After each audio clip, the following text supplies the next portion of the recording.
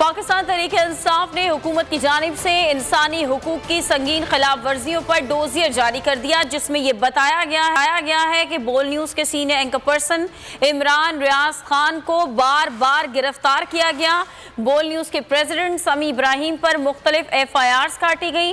बोल न्यूज़ के bureau chief Islamabad Siddique जान के खिलाफ FIR कटी और उन्हें अगवा कर लिया गया। बोल न्यूज़ के senior anchor person Jameel Farooqi को हिरासत में लेकर तशद्दुद का निशाना बनाया गया।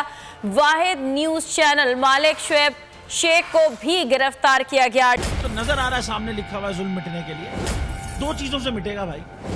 एक, अदल की कुर्सी पे जो लोग बैठते हैं ना, वो अदल के हिसाब से फैसले करने लगे। दूसरा, कौम निकल खड़ी हो जुल्म के खिलाफ, तो जुल्म खत्म हो जाएगा। या इन दोनों में से कोई एक चीज हो जाए या दोनों हो जाए।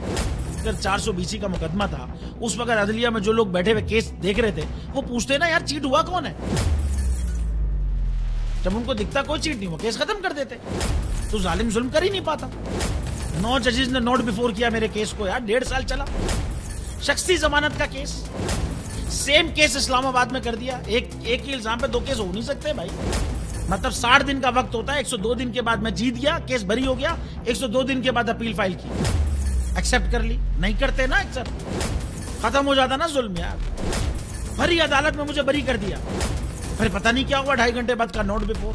मैं नहीं सुनता ये केस, खड़े रहते अपने फैसले पे, मिट जाता जुल्म। अल्लाह ताला ने बिठाया इन कुर्सियों पे इनको यार, ये अल्लाह ताला की तरफ से फैसले करने हैं।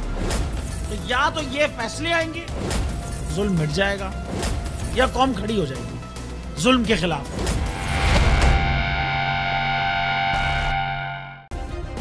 सब्सक्राइब करें और बेल दबाएं ताकि कोई खबर रह न जाए।